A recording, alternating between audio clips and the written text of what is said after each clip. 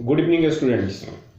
आज के क्लास में हम अर्थ की मैग्नेटिक फील्ड के बारे में जानेंगे। अर्थ मैग्नेटिज्म के बारे में हम पढ़ेंगे। तो आज का हमारा टॉपिक है अर्थ मैग्नेटिज्म। देखो, ये जो हमारी धरती है ये एक चुंबक की तरह बिहेव करती है। इसके बहुत सारे प्रमाण हैं, कई एविडेंस हैं जो चीख चीख कर कहते हैं कि हमारी अर्थ जो है इसके पास मैग्नेटिक बिहेवियर है, इसकी अपनी मैग्नेटिक फील्ड है, इसके पास अपनी मैग्नेटिक प्रॉपर्टी है।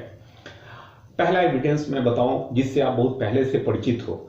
एक फ्रीली सस्पेंडेड बार मैग्नेट को यदि हम लेते हैं, मान लो कि ये एक बार मैग्नेट है, ठीक है, जिसका ये नॉर्थ पोल ये साउथ पोल है। तो यदि हम इसे फ्रीली सस्पेंड कर दें एक थ्रेड की मदद से, एक डोरी की मदद से, तो ये अपने को नॉर्थ साउथ डायरेक्शन में ओरिएंट कर लेता है। ठीक है, मान लो कि ये मैग्नेट का नॉर्थ पोल है, तो ये नॉर्थ सीकिंग पोल अर्थ की नॉर्थ की ओर ओरिएंट होगा, और ये साउथ सीकिंग पोल जो है अर्थ की साउथ, ज्योग्राफिक साउथ की ओर ओरिएंट होगा। एक्चुअल में ये ज्योग्राफिक नॉर्थ साउथ डायरेक्शन में एग्जैक्टली नहीं होते हैं, ये किसी और डायरेक्शन में ओरिएंटेड होते हैं, लेकिन ये करीब करीब ज्योग्राफिक नॉर्थ की ओर इशारा कर रहा होता है, ये तकरीबन ज्योग्राफिक साउथ की ओर इशारा कर रहा होता है। ठीक है, ये इस बात का एक पुख्ता प्रमाण है कि अर्थ जो है एक बार मैग्नेट की तरह बिहेव कर रहा है, और ये दोनों मैग्नेट, अर्थ की मैग्नेटिक फील्ड और इस बार मैग्नेट की मैग्नेटिक फील्ड, ये दोनों इंटरेक्ट कर रहे हैं जिस और एक दूसरे पर फोर्सेज एक्सर्ट कर रहे हैं, जिसके कारण इस बार मैग्नेट ने अपने को ओरिएंट कर लिया नॉर्थ साउथ डायरेक्शन में। This is one evidence. एक दूसरा प्रमाण यह है हमारे पास कि ये पाया गया है कि यदि कोई आयरन रॉड सैकड़ों हजारों साल से अर्थ के अंदर दफन है, बरीड है, ठीक है, या फिर जो पुराने किले, सैकड़ों हजारों साल पुराने मॉन्यूमेंट्स वगैरह हैं, उन मॉन्यूमेंट्स में लगे हुए जो लोहे की कील या फिर जो लोहे की छड़, रॉड वगैरह, ग्रिल्स वगैरह में इस्तेमाल किए गए हैं, जो सैकड़ों हजारों साल पुराने मॉन्यूमेंट्स वगैरह में, हाँ, तो उनमें थोड़ी सी चुंबकीय शक्ति आ गई है। वो थोड़ा बहुत पुअरली जो है आयरन स्प्रिंकल्स को अट्रैक्ट करने में कैपेबल है। तो ये दूसरा प्रमाण है, और इसका तर्क क्या है? तो ऐसा इसलिए हुआ क्योंकि ये अर्थ की मैग्नेटिक फील्ड में एक लंबे समय से रहने के कारण इन ग्रिलिंग्स ने, इन आयरन ग्रिलिंग्स ने, इन आयरन नेल्स ने, और जो भी है आयरन से, आयरन लाइक जो भी ऑब्जेक्ट्स हैं, जो मटेरियल्स हैं इनसे बने हुए, और यदि कोई आयरन का मटेरियल जो है जमीन के अंदर मिट्टी में दफन है, ठीक है, एक सर्टेन डेप्थ पे, तो इसमें अर्थ की मैग्नेटिक फील्ड के कारण, एक लंबे समय से रहने के कारण, इसने भी थोड़ी सी मैग्नेटिक प्रॉपर्टी एक्वायर कर ली है। ठीक है, जैसा कि तुम जानते हो सब कि अच्छे गुण वाले लोगों के संगत में रहने पर हमारे अंदर भी अच्छे गुण आएंगे, और बुरे लोगों के संगत में रहने पर बुरे संगत आएंगे, उसका असर होगा, हमारे में बुराइयां आ जाएंगे। ठीक वैसे ही एक चुंबकीय क्षेत्र में, एक मैग्नेटिक फील्ड में एक लंबे समय तक यदि कोई आयरन का मटेरियल जिसमें क्षमता तो है मैग्नेट बनने की, उसको रखा जाए, तो उसमें भी धीरे धीरे क्या होती है, उस मैग्नेटिक एनवायरनमेंट के कारण उसमें कुछ ऐसे चेंजेस आते हैं, आगे पढ़ोगे तुम लोग, डोमेन लाइक स्ट्रक्चर्स वगैरह होते हैं जो अलाइंड होते हैं along the magnetic field, applied magnetic field, और उसके कारण उसमें भी थोड़ी बहुत चुंबकीय शक्ति आ जाती है। तो ये एक दूसरा एविडेंस है in favour of earth magnetism. और एक तीसरी बात वो ये कि यदि कोई बार मैग्नेट है, तो ये पाया गया है कि इस बार मैग्नेट के एक्सिस के अलोंग द एक्सिस या अलोंग द इक्वेटोरियल लाइन एक सर्टेन फिक्स डिस्टेंस पर ऐसे कुछ पॉइंट्स पाए जाते हैं जहां पर अचानक से मैग्नेटिक फील्ड जो है गायब हो जाती है, और उन पॉइंट्स को न्यूट्रल पॉइंट कहा जाता है। ध्यान से समझना, मैं ज्यादा डिटेल तो भी नहीं दूंगा। किसी बार मैग्नेट के एक्सियल लाइन के अलोंग, इसके सेंटर से एक सर्टेन फिक्स डिस्टेंस पर, या फिर इक्वेटोरियल लाइन के अलोंग सेंटर से एक सर्टेन फिक्स डिस्टेंस पर, क्या है कि ऐसे कुछ पॉइंट हैं, एक यूनिक पॉइंट होता है दोनों साइड में, एक्सिस के दोनों साइड में, जहां पर मैग्नेटिक फील्ड जो है जीरो हो जाती है इस बार मैग्नेट की। ठीक है, और उन पॉइंट्स को न्यूट्रल पॉइंट कहते हैं। वहां पर यदि हम एक very small very light magnetic needle को प्लेस करें exactly at the neutral point, तो उसका कोई डिफ्लेक्शन नहीं होगा। ठीक है, तो जिन पॉइंट्स को न्यूट्रल पॉइंट कहते हैं, तो आखिर न्यूट्रल पॉइंट क्यों वैनिश हो गया, अचानक से मैग्नेटिक फील्ड इस बार मैग्नेट की सर्टेन पॉइंट्स पर क्यों गायब हो जाती है? तो ऐसा इसलिए हो गया। तब वैज्ञानिकों ने दिमाग लगाया कि कहीं हो ना हो एक दूसरी मैग्नेटिक फील्ड भी यहां पे मौजूद हो, और वो दूसरी मैग्नेटिक फील्ड के मैग्नेटिक फील्ड लाइंस और इस बार मैग्नेट के मैग्नेटिक फील्ड दोनों एक दूसरे के मैग्नीट्यूड में भी इक्वल हो और डायरेक्शन में अपोजिट हो। तो ऐसी स्थिति में क्या करेंगे, दोनों एक दूसरे के असर को कैंसिल कर देंगे। यानी कि, और वो दूसरा ऑब्जेक्ट क्या है, अगल बगल में हमने कोई दूसरा मैग्नेट तो रखा नहीं है, तो वो दूसरा मैग्नेट हो ना हो अर्थ हो। ठीक है, तो अर्थ के मैग्नेटिज्म के फेवर में ये तीसरी पॉइंट है कि हर मैग्नेट के, किसी भी बार मैग्नेट के इर्द गिर्द कुछ पॉइंट्स होते हैं न्यूट्रल पॉइंट जैसे, जहां पर मैग्नेटिक फील्ड अचानक से शून्य हो जाती है। और ऐसा इसलिए होता है क्योंकि इस बार मैग्नेट की मैग्नेटिक फील्ड और अर्थ की मैग्नेटिक फील्ड दोनों इक्वल एंड अपोजिट होकर के एक दूसरे के असर को कैंसिल आउट करते हैं। तो ये तीन चीजें ऐसी हैं जो ये स्ट्रांगली प्रूव करती है कि अर्थ के पास मैग्नेटिक फील्ड है और हमारा अर्थ जो है एक मैग्नेट की तरह एक्ट करता है। अब रही बात कि इस अर्थ की मैग्नेटिक फील्ड के रीजन्स क्या हैं। बहुत सारे रीजन्स दिए गए।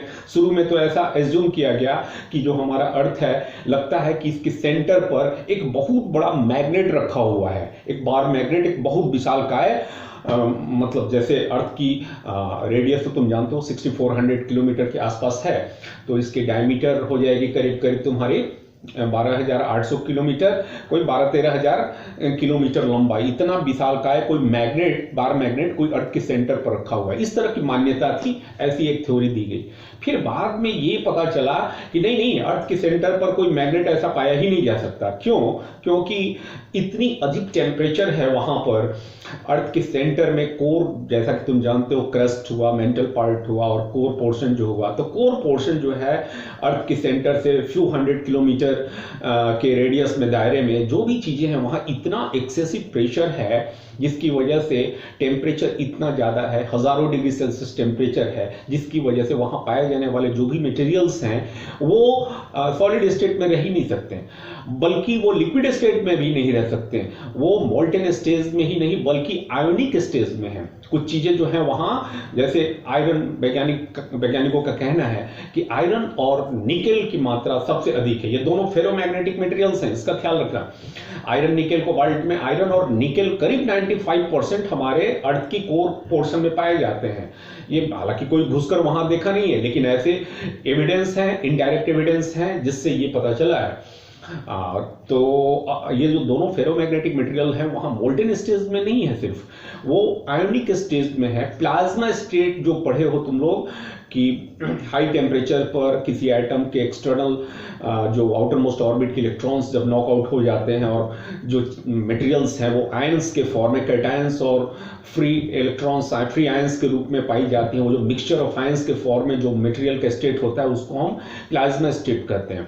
तो अर्थ की कोर में पाए जाने वाले ये जो मोस्टली फेरोमैग्नेटिक सब्सटेंसेस हैं, ये प्लाज्मा स्टेट में है, आयनिक स्टेट में है।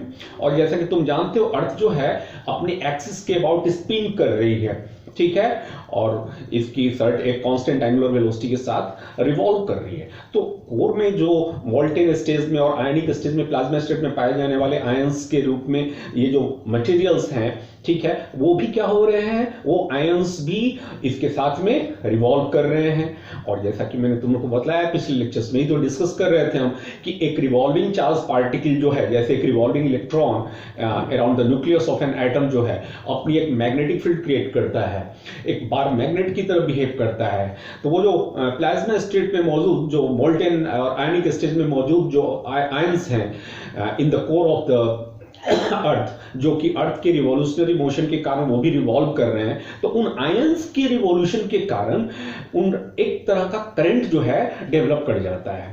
ठीक है। और उस करंट के कारण, उस करंट कैरिंग सर्कुलर लूप्स के कारण, उन आयंस के सर्कुलर फॉर्म में डिफरेंट रेडियाई वाले रिवॉल्यूशन के कारण जो करंट जनरेट होता है, उस करंट के कारण एक मैग्नेटिक फील्ड बनती है।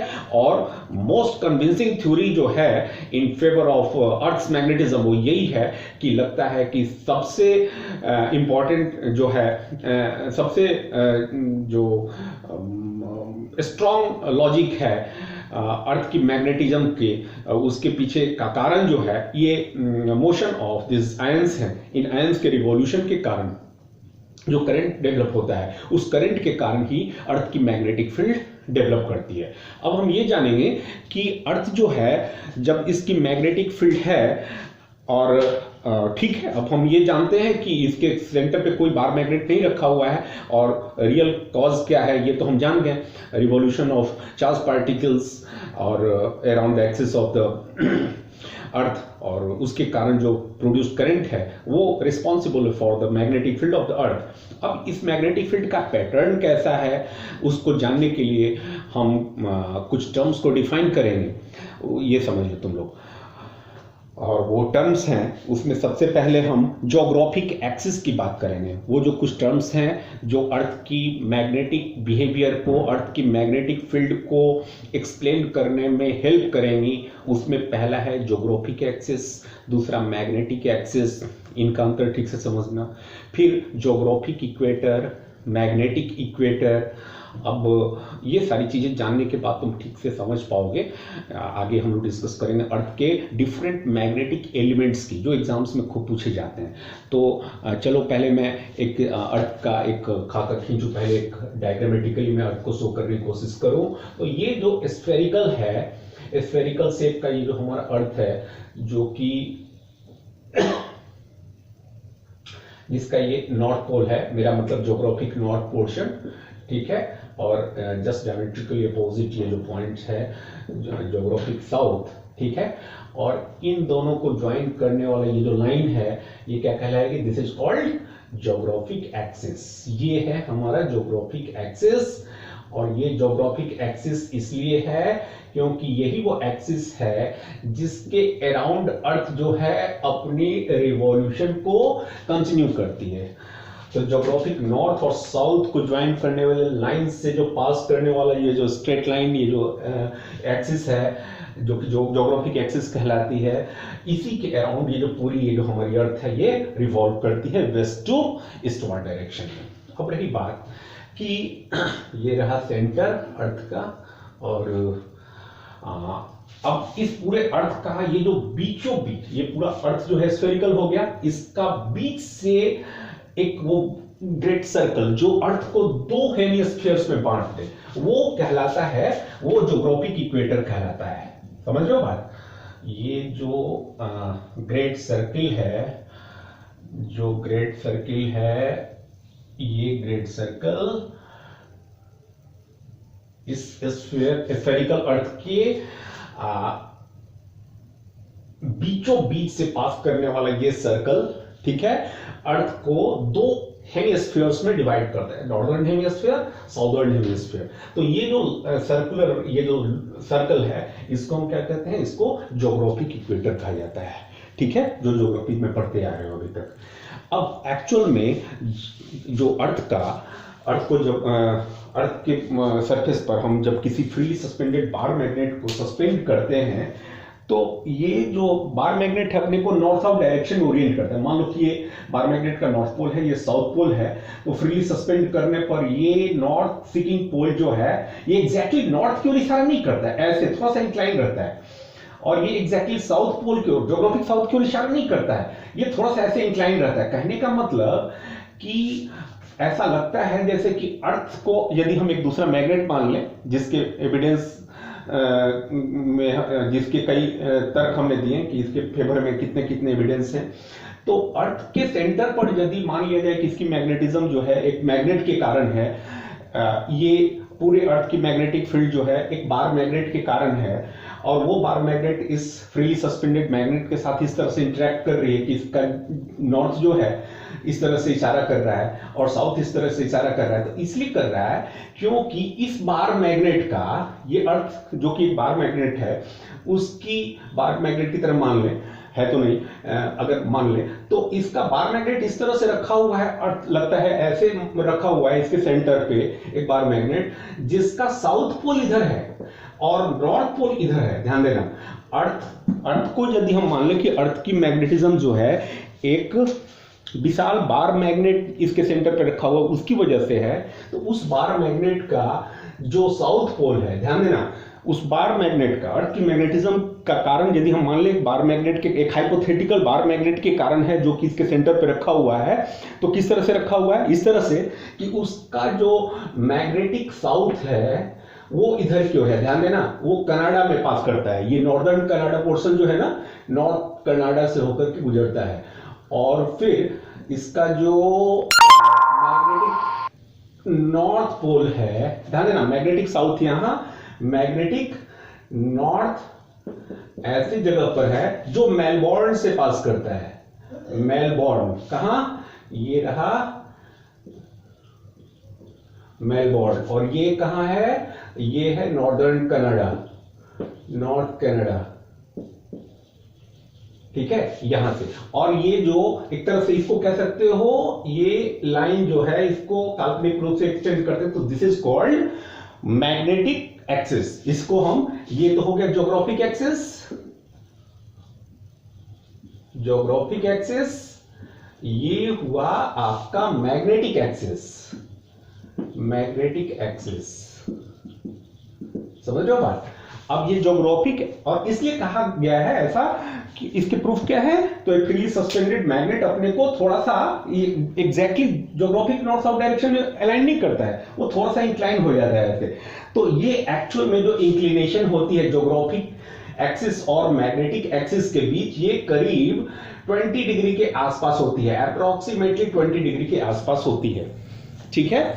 तो अर्थ की जो मैग्नेटिक साउथ और मैग्नेटिक नॉर्थ है, ये कनाडा और मेलबोर्न से होकर ऑस्ट्रेलिया में है, ऑस्ट्रेलिया के मेलबोर्न से होकर पास करते हैं, और मैग्नेटिक एक्सिस जो है ये ज्योग्राफिक एक्सिस के साथ अराउंड 90.5 डिग्री के आसपास होता है, करीब 20 डिग्री के आसपास ही, ठीक है। अब इस मैग्नेटिक एक्सिस के परपेंडिकुलर यदि हम एक सर्कल ड्रॉ करें अर्थ के सरफेस से पास करता हुआ, जो अर्थ को दो हेमिस्फीयर में डिवाइड करे, तो वो सर्कल ऐसा होगा, ध्यान देना। तो वो सर्कल जो होगा थोड़ा सा ऐसे इंक्लाइन हो जाएगा, और इस सर्कल को ही हम क्या कहते हैं? This is called magnetic equator, ये कहलाता है मैग्नेटिक इक्वेटर, ठीक है। ज्योग्राफिक एक्सिस के परपेंडिकुलर सर्कल ज्योग्राफिक इक्वेटर, और मैग्नेटिक एक्सिस के परपेंडिकुलर वो सर्कल जो अर्थ को दो इक्वल पार्ट्स में डिवाइड करता है, इसको मैग्नेटिक इक्वेटर कहा जाता है। समझ में आ रही बात? मैग्नेटिक इक्वेटर कहलाता है। अब जब हम किसी फ्रीली सस्पेंडेड बार मैग्नेट को हम प्लेस करते हैं, तो इस फ्रीली सस्पेंडेड बार मैग्नेट के ओरिएंट करने के बाद जब ये स्टेबल हो जाता है, तो इसके नीचे से जो प्लेन पास करता है उसको हम, उस प्लेन को, उस वर्टिकल प्लेन को मैग्नेटिक मेरिडियन कहते हैं। बात समझ रहे हो ना? और इस जिस जगह पे इस फ्रीली सस्पेंडेड बार मैग्नेट को, जो कि अपने को स्टेबल करके एक सर्टेन डायरेक्शन ओरिएंट कर चुका है, इसके नीचे से गुजरने वाला ये जो वर्टिकल प्लेन है जिसको हम मैग्नेटिक मेरिडियन कहते हैं, इसी लोकेशन पे ज्योग्राफिक नॉर्थ साउथ के नीचे से पास करने वाला जो प्लेन होता है उसको हम ज्योग्राफिक मेरिडियन कहते हैं। तो ये दो टर्म और हैं जिनको आपको समझना जरूरी है, geographic meridian and magnetic meridian. तो क्या है ज्योग्राफिक मेरिडियन भाई और मैग्नेटिक मेरिडियन? तो एक फ्रीली सस्पेंडेड बार मैग्नेट अपने को जब वो एस्टैब्लिश कर लेता है नॉर्थ साउथ, मेरा मतलब अर्थ की मैग्नेटिक नॉर्थ साउथ डायरेक्शन में जब ओरिएंट कर लेता है और जब रेस्ट में आ जाता है, तो उसके नीचे से गुजरने वाला ये जो वर्टिकल प्लेन है इसको हम मैग्नेटिक मेरिडियन कहते हैं, ठीक है। और इसी जगह पर जहां पर इस बार मैग्नेट को फ्रीली सस्पेंड किया गया, ज्योग्राफिक नॉर्थ कहीं होगा, ज्योग्राफिक साउथ, तो इस ज्योग्राफिक नॉर्थ साउथ से जो वर्टिकल प्लेन पास करता है इसको हम ज्योग्राफिक मेरिडियन, समझ में आ रही बात। तो इस ज्योग्राफिक मेरिडियन के बीच कुछ एंगल भी बनती है। अभी हम जानेंगे कल के लेक्चर में कि उस एंगल को क्या कहते हैं, और कल हम लोग ठीक से इन बहुत सारे अर्थ के जो अर्थ से रिलेटेड, अर्थ की मैग्नेटिज्म से रिलेटेड जो वेरियस टर्म्स हैं, जो जिनको मैग्नेटिक फील्ड एलिमेंट्स कहा जाता है, उनका डिटेल हम लोग कल के लेक्चर में जानेंगे। अभी के लिए इतना ही, थैंक यू।